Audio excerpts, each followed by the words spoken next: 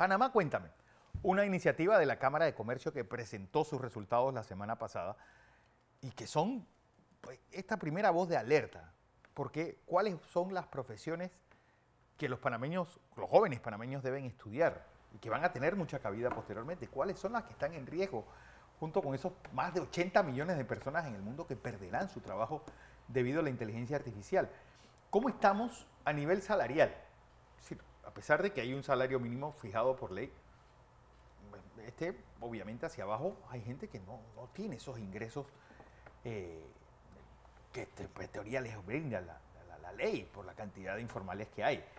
Y sobre todo, ¿hacia dónde vamos? ¿Qué es lo que nosotros debemos hacer para poder atraer esa inversión extranjera, para poder que vuelvan estas grandes transnacionales que están, pues ese nearshore es una oportunidad o es un peligro para nuestro país? José Ramón Icaza está con nosotros, como siempre. Un placer recibirte. Buenos días, Fernando. Ramón. Buenos días, ingeniero Blandón, y buenos días a todos los televidentes y quienes nos sintonizan por plataformas digitales. En efecto, nosotros la semana pasada presentamos al país, a la membresía y a todos los ciudadanos el cuarto informe de Panamá Cuéntame. Este cuarto informe está enfocado, el sector de análisis es el sector empleo. Hay que recordar que esto fue una iniciativa que nació en la Cámara de Comercio como una necesidad que nosotros pudimos identificar y por ende siendo proactivo de poder informar a los distintos ciudadanos, a los distintos tomadores de decisiones en cómo nos encontramos como país en los distintos indicadores de calidad de vida. Es así que nosotros en el primer informe nos enfocamos en las primeras dos esferas de la metodología para poder medir calidad de vida. La primera era el activo del ciudadano, que tiene que ver con el tema de la salud, empleo, educación y seguridad personal. El segundo tenía que ver con, o la segunda esfera que también presentamos en ese primer informe, estaba orientado al hábitat del ciudadano, o sea, la vivienda, el medio ambiente, el transporte público. La tercera esfera tenía que ver con toda la parte gubernamental, o sea, el tema de finanzas públicas y el uso de las finanzas públicas. Eso lo presentamos en el segundo informe, conjunto con lo relacionado del sector privado, la dinámica empresarial, el crecimiento económico, por mencionar otros indicadores que medimos en ese segundo informe. En el tercer informe medimos, que presentamos hace unos meses atrás, el sector educativo, cómo se encontraba el sector educativo, y estuve aquí contigo en el programa analizando esa data, y en esta ocasión entonces vamos a estar conversando en la mañana de hoy y en las próximas semanas sobre la situación del mercado laboral. Bueno, situación del mercado laboral que esto yo creo que es vital. Mis señoras y señores, ustedes si nos están escuchando, o si un joven nos está escuchando, ¿cuáles son las profesiones del futuro? ¿Y cuáles son las que de entre el 23 y el 27 van a desaparecer? Nosotros vimos desaparecer, pero, bueno, los linotipistas, a los mecanógrafos, a aquellos que reparaban este tipo de máquinas. Y ustedes hicieron esa lista y me llama la atención porque todas las profesiones del futuro tienen que ver con estudios universitarios. Sí, mira, Fernando, indudablemente. Y antes de analizar cada una de estas profesiones, que algunas se están transformando, otras se generan nuevas y otras dejarán de funcionar, tenemos que remontarnos al pasado. Y me gustó mucho que estuvieras haciendo antes de la entrevista una analogía, o más bien un recuento de la historia, porque la historia siempre es importante para analizar el presente y el futuro. Claro. Estamos en este momento en la cuarta revolución industrial. Le llaman la economía del conocimiento, la economía 4.0, tiene distintos nombres. No es la primera vez que nosotros pasamos como nación y como humanidad por distintas revoluciones que han transformado la economía, y estas transformaciones económicas han venido con grandes retos, tanto políticos como sociales. Y es ahí donde nosotros debemos, como nación, como país, prestarle mucha atención a la situación que se está dando en cuanto a la transformación del empleo y la transformación de nuestra economía. Debemos estar preparados para hacer una transición de la economía que estaba muy basado en la producción, muy basado en la transacción de bienes y servicios o del comercio. Y Panamá ha sido una nación que históricamente ha tenido esa vocación comercial, a una economía de la creación, una economía de la innovación, una economía de la modernización y la digitalización. Y con ello, como bien apunta Fernando, es importante que nosotros prestemos mucha atención a la educación que le estamos dando a nuestros jóvenes. Y por eso quisimos hablar primero del tema de educación en el tercer informe y posteriormente del empleo en el cuarto informe, porque están muy correlacionados. Nosotros como Cámara hemos estado promoviendo mucho lo que es la formación dual, que va de la mano con la educación técnica, pero también hemos ido promoviendo muchísimo en los últimos meses y años todo lo que es relacionado a la formación o la educación en competencias blandas, el tema de poder hacer análisis crítico, poder generar una opinión propia, como hablaba antes de iniciar este segmento con el ingeniero Blandón, de poder generar análisis, analizar, poder tener las competencias necesarias para poder trabajar en equipo, asumir liderazgo, entre otras cosas. Entonces, la educación nuestra tiene que ir enfocada en esa dirección. Miren, 10 profesiones o empleos que serán desplazados por la tecnología entre 2023 y 2027. Cajeros de bancos, trabajadores de servicios postales, cajeros y vendedores de etiquetes, trabajadores que transcriben datos, secretarios administrativos y ejecutivos, empleados de registro y control de materiales y existencias, contadores y quienes registran nóminas y manejan planillas, instalación y reparación de electrodomésticos, vendedores de puerta a puerta y trabajadores de información al cliente y servicio al cliente. Sí, en efecto, este listado nace de un estudio que hizo el Foro Económico Mundial hace unos meses atrás y nosotros quisimos citarlo en este informe para poder llamar a la atención de las profesiones que se están creando en este momento y también las profesiones que probablemente dejarán de existir. Y cuando decimos dejarán de existir, no es que no se va a requerir el servicio, por supuesto que se va a requerir, pero va a ser probablemente realizado a través de la automatización, a través de la minería de datos, a través de lo que se llama la Big Data y la inteligencia artificial, o por la robótica, porque cuando hablamos de automatización, es la automatización de procesos recurrentes. Entonces, cualquier profesión o cualquier trabajo que tiene un alta nivel de repetición, o sea, que se hace de manera recurrente, son las primeras profesiones que seguramente pueden ser desplazadas por la inteligencia artificial o la robótica. Entonces, debemos ir pensando cómo estas 10 profesiones que corren riesgo de ser desplazadas por la tecnología pueden ser transformadas y nosotros como país, esto es muy importante, ¿qué herramienta le podemos dar a esos panameños para poderlos reentrenar, lo que le llaman reskilling o el upskilling, o sea, darle como una educación que pueda potenciar por encima de sus conocimientos actuales hacia más adelante? Y, por ejemplo, mencionaste el tema de contadores y quienes registran nóminas y manejan planillas. A esa persona, por ejemplo, que tiene una formación profesional, una educación superior, seguramente se le puede dar entonces nuevas competencias para que puedan entonces utilizar el conocimiento que tienen para dar un servicio y potenciar ese conocimiento. Porque antes de ir contigo, José, ¿cuáles son las 10 profesiones con mejor futuro?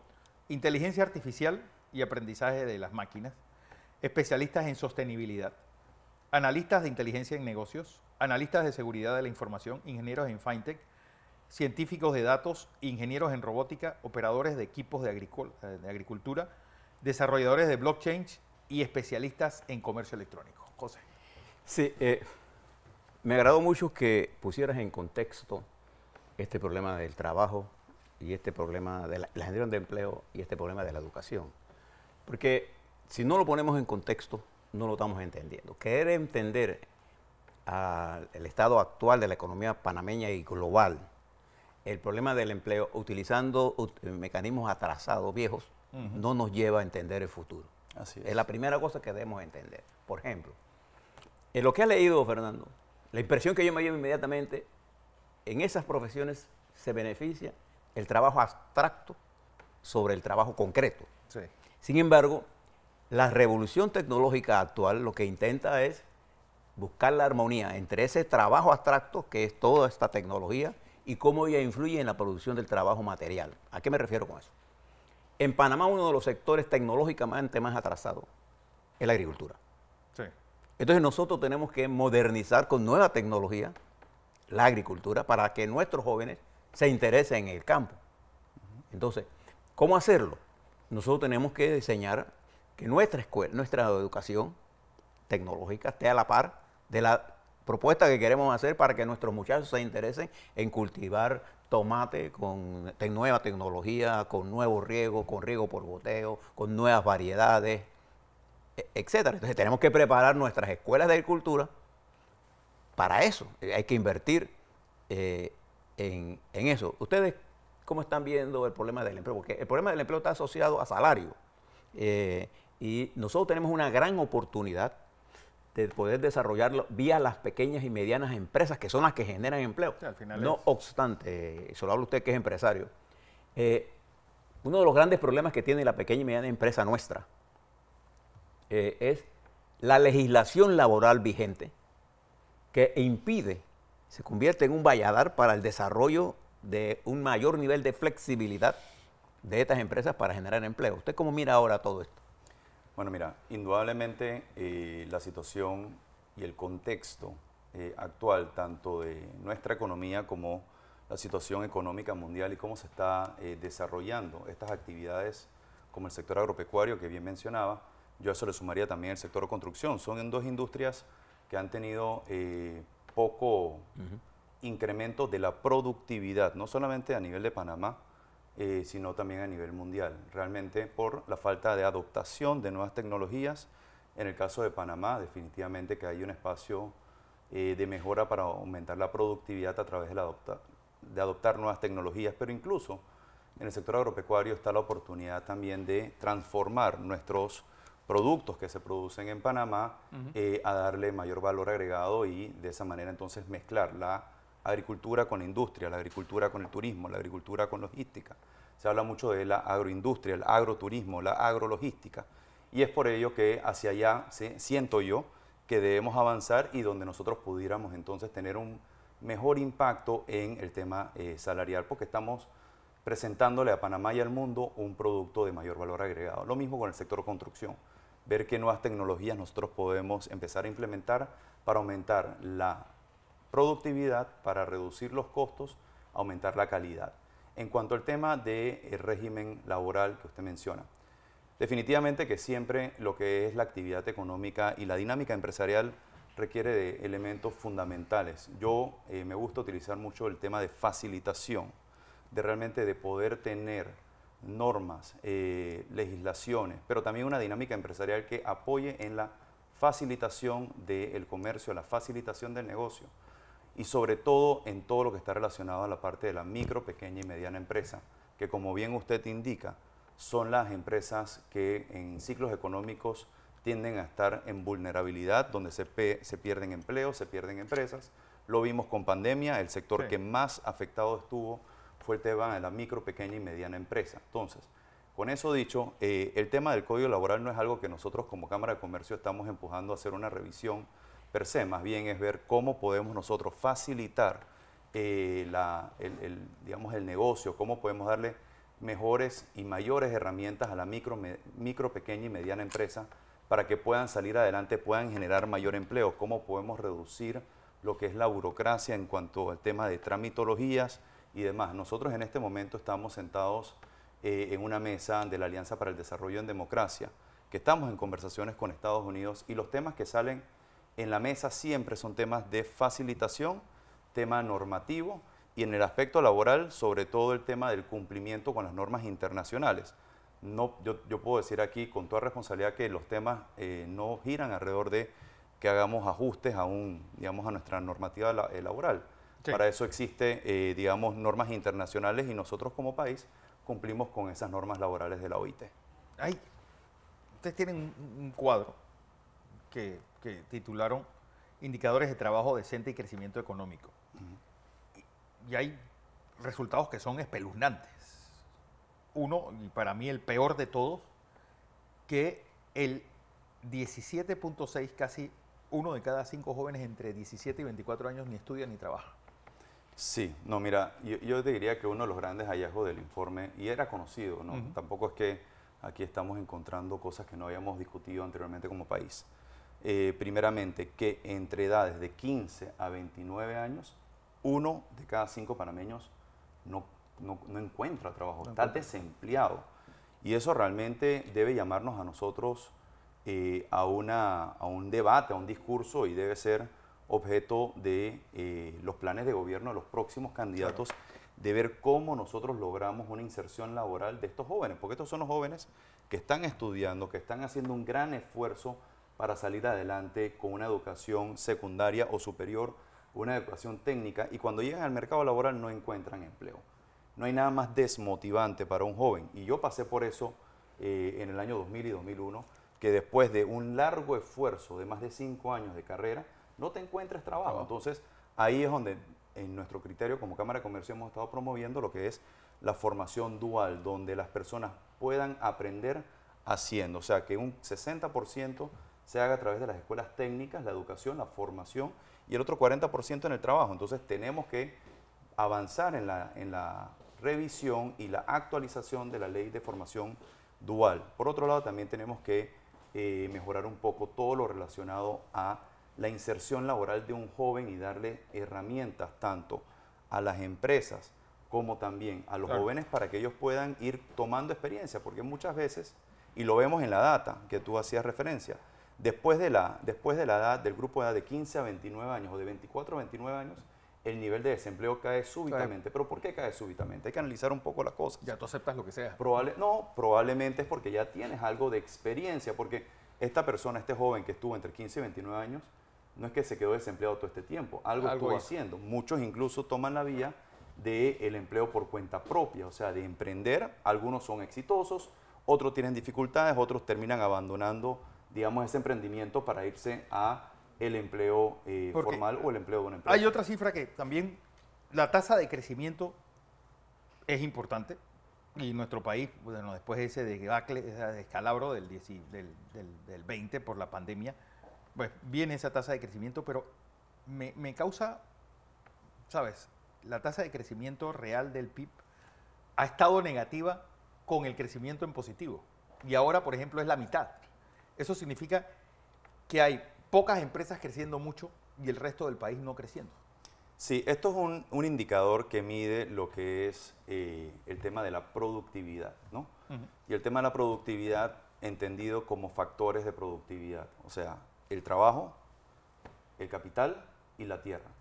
Entonces, cuando uno analiza estas variables, estos factores, en teoría, cada factor debe aportar al crecimiento del Producto Interno Bruto. Cuando en ausencia de incremento, o sea, de una tasa positiva o al menos neutral, sino negativa, como fue en el caso del trabajo, entonces el trabajo como factor de productividad le resta al crecimiento. Y lo voy a poner en números muy sencillos.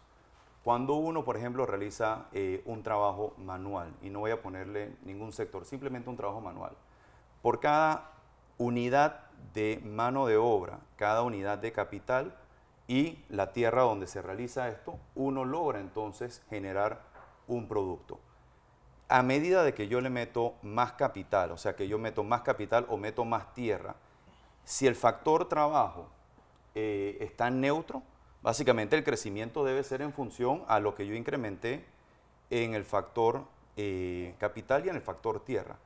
Sin embargo, lo que hemos encontrado en Panamá en el año, y como lo citabas, en el año 2018, que fue negativo 0.9%, en el año 2020, negativo menos 3.1%. ¿Qué significa eso? Que el crecimiento que yo veo en mi Producto Interno Bruto, creciendo capital y creciendo tierra, no va de la mano con lo que uno esperaría, porque entonces el factor mano de obra, por tema de productividad, le resta a esos factores que yo le estoy creciendo. En el año 2022 tenemos un crecimiento o un factor de 4.7%. Es productividad, no desempleo. No. Es correcto. En productividad, no desempleo. Esto es una medida netamente de productividad. Debemos aclararlo bien, porque escucho a mucha gente de hablar que a pesar del crecimiento no estamos generando empleo. En realidad, en el cálculo que estás usando, tú lo que estás midiendo es la productividad de esa mano de obra. Así es. Y eso es lo que es negativo. No es el crecimiento de la mano de obra. Que el problema más grande que tiene la economía panameña es precisamente que esa baja productividad de la mano de obra, que es producto de varios factores. Uno de ellos es la educación. Nosotros somos una sociedad de titulistas. que tener títulos. Y nosotros no somos una sociedad de producir técnicos especializados en agricultura, en drenaje. No, nosotros queremos que todos sean doctores, ingenieros, licenciados, etcétera. Entonces, es ese problema de la productividad el que está afectando nuestra competitividad internacional en muchas áreas que están abiertas. Por ejemplo, en este problema de la inteligencia artificial, ¿qué posibilidad tenemos nosotros reales de adentrarnos a ellas si nuestra mano de obra no está preparada para eso? Sí. O si nuestra legislación no tiene una flexibilidad para entender eso.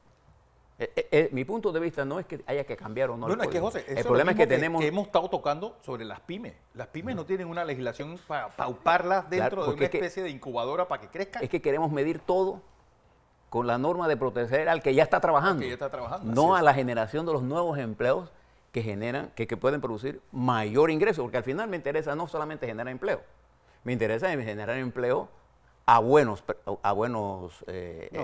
remuneración. Por ejemplo, hay muchos muchachos de nosotros que vienen de la Universidad de los Estados Unidos a trabajar en los bancos y le pagan $1,000 y pico, a pesar de tener 6 años de universidad. Sin embargo, un fontanero bien preparado ganaría eso muerto de la risa, ¿no? Entonces, estas son las cosas que nosotros tenemos que discutir en las próximas propuestas electorales. Esto es lo que tenemos que debatir. Exacto. ¿Sí? Así es. Y qué bueno que hace la aclaración, ingeniero Blandón, porque esto es un factor que, en mi opinión, a mí no me gusta utilizarlo mucho porque es muy frío, porque al final del día es el agregado de todas las actividades, el agregado de cada plaza de empleo. Entonces, realmente lo que termina uno haciendo es haciendo estas generalizaciones y que alguna persona, un profesional puede decir, oye, pero yo soy productivo. Sí. Entonces, realmente hay que verlo como un indicador macroeconómico, claro, un indicador muy frío para lo que es, y lo que debe llamarnos la atención es, ok, ¿cuáles actividades económicas, cuáles sectores tienen espacio para aumentar productividad? Y ese aumento de productividad tiene que ir de la mano con inversión del sector privado, inversión del sector público en dotar de nuevas herramientas, de nueva tecnología. Cuando hablamos anteriormente de inteligencia artificial, cuando hablábamos de robótica, ok, perfecto. Y se habla de desplazamiento de posibles plazas de empleo. Entonces, ¿qué podemos hacer nosotros con ese panameño que tiene un empleo que podría ser desplazado para darle nuevas competencias, tanto en formación académica, pero también habilidades blandas? ¿Y qué herramientas tecnológicas podemos hacer para entonces transformar esas funciones, transformar esas responsabilidades, transformar esas competencias y aumentar entonces productividad y tener una economía como un todo nuevamente mucho más productiva y creciente? Así es, José Ramón, como siempre, José Ramón Icaza Clemán, expresidente de la Cámara de Comercio, contándonos Cuéntame Panamá, el informe presentado por la Cámara de Comercio la semana pasada.